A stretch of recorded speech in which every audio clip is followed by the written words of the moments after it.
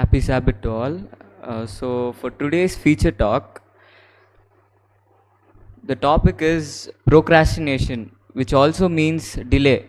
So, let me tell a small story of myself. I actually last year I had finished my board exams. At the starting of the year, whenever I sat down to study, I would feel like I'll do it 5 minutes later, I'll go out and come. I'll do this now and I'll study later. Until the end, it came like that. There was 1 month left, and I studied, and then I received a call saying that I've topped. That would be a big lie, right? That would be a big lie, right? That is not true at all. Actually, I scored around 80% only. But if I were, I just said that so that you'll have a good image about me. So let us start. What is science? Moving on to the next slide.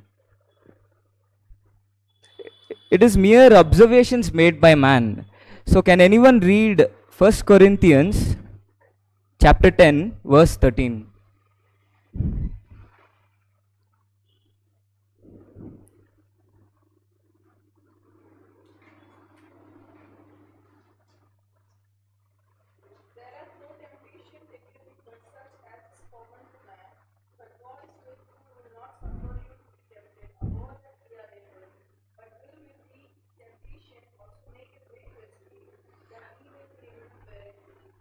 It says there that there is no temptation that is common to man, but God is faithful, who will not suffer you to be tempted above that ye are able, but will with with the temptation also make a way to escape, that ye may be able to bear it. What it means here is temptation is common to everyone. Like it isn't like he only suffers with temptation, and that is what science also says. Science says that procrastination, meaning we delaying our tasks, is really common. But what is to be stressed here is Bible is something which was written even before science was discovered. So we have the answers in daily life itself. Whenever we read the Bible, next slide, please.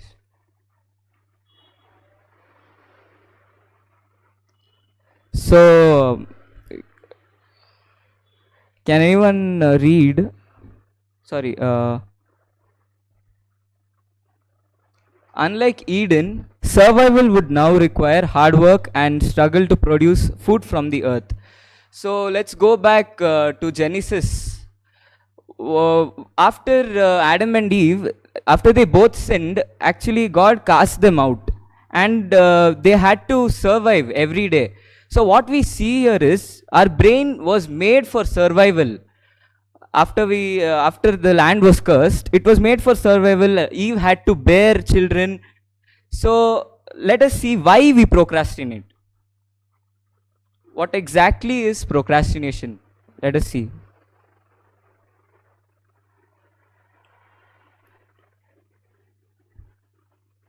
So the brain is not lazy, but it is designed for survival, as we saw in the previous slide. So the primary objective of the brain is to save energy and to prevent the use of the brain. So the brain sees spending energy as a threat. Can anyone please read Genesis 3:15?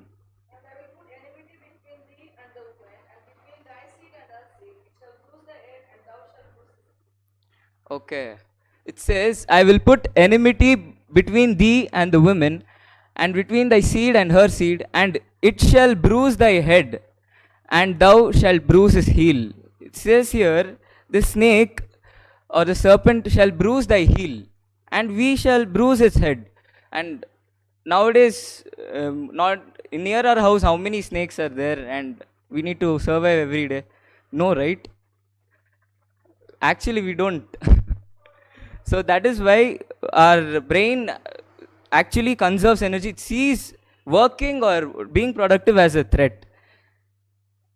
So there are a lot of negative impacts of procrastination. Let us see to it. So it is, first one is stress. We obviously will get stressed. I have felt stress a lot of times. I don't know.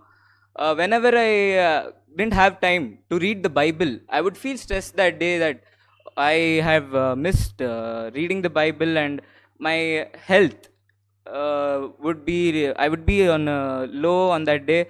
And we would all be missing a lot of opportunities due to delay. The next slide. So let us see how a intelligent person's brain looks. So this is a non-procrastinator's brain, whoever doesn't delay. So there's a rational decision maker.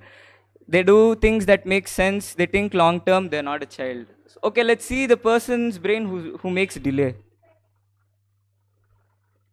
So this is the instant gratification monkey, which doesn't let us do our tasks, which is in our brain. I'll use simple terms. It's actually called lateral cingulate cortex. I don't want to use more scientific terms, since it'll be more understandable. Next slide. Okay, so when we reach the deadline task, example, tomorrow I have to study for an exam, or tomorrow, example, I have to take a feature talk, and I am yet not prepared. There's something called panic monster.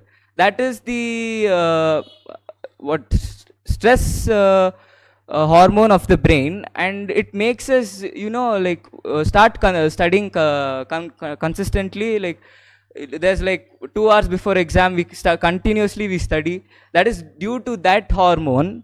Actually, it is very stressful for activating this system itself by itself. So okay, let's move on to the next one.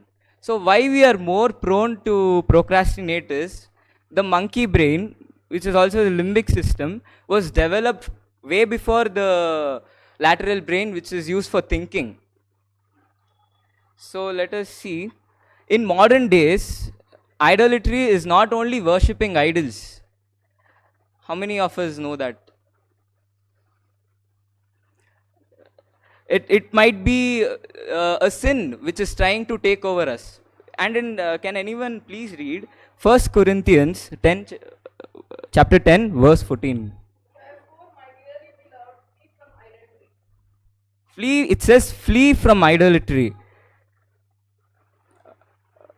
So it might be any, as I said, any sin, or example, we want to read the Bible and there's the phone in front of us and we want to, check who is texting or what work we have, and we are addicted to something. That is idolatry in today's world. So can anyone please read Romans 6:14?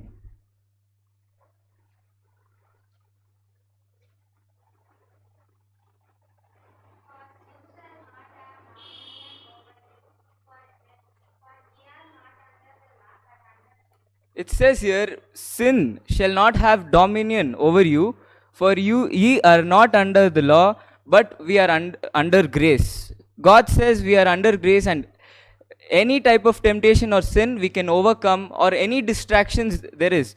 We just have to pray to Lord, and trust me, I have prayed, and I have continuously, when I started reading the Bible, I had overcome any distraction which had come.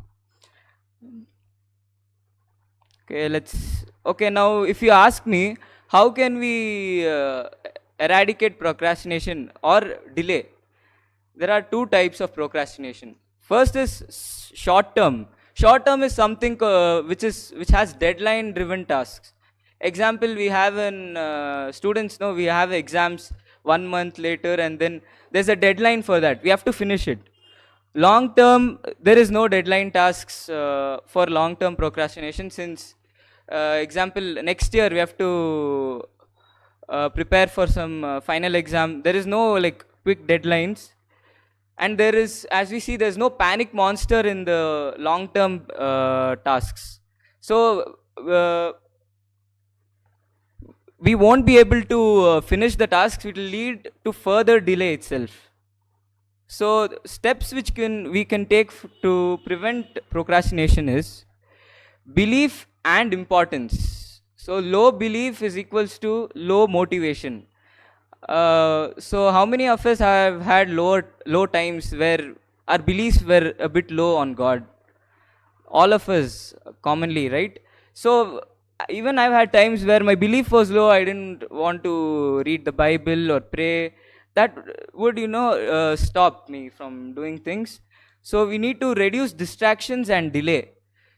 So we can, to reduce distractions, we can put our phones on do not disturb mode or disable apps, so that our human tendencies, naturally we get distracted very easily, and phones are made for that. So, and one more point I would like to add: small, practical, achievable goals for best results. Example, I want to read the Bible. Like 30 days later, they'll ask me 30 verses.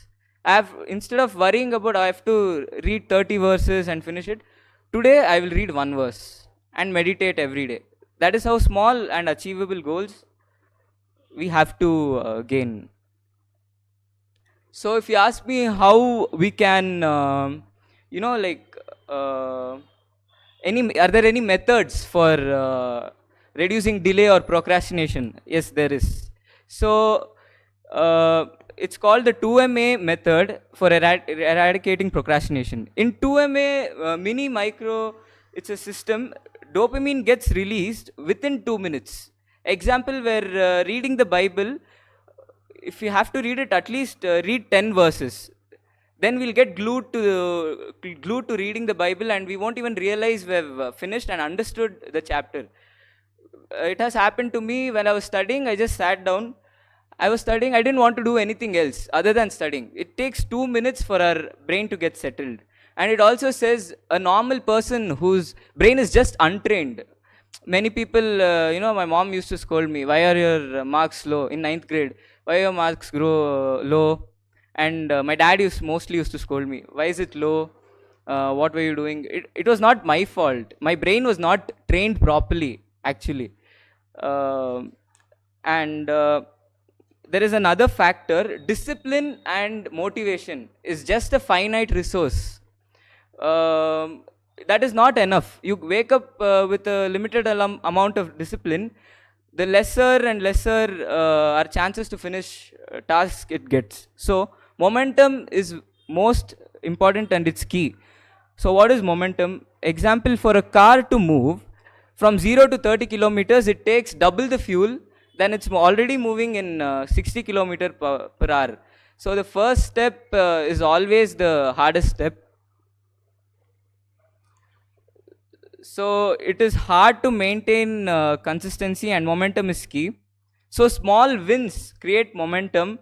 We have not been taught how to celebrate small wins. Meaning, example, I have to go to the gym and make good physique.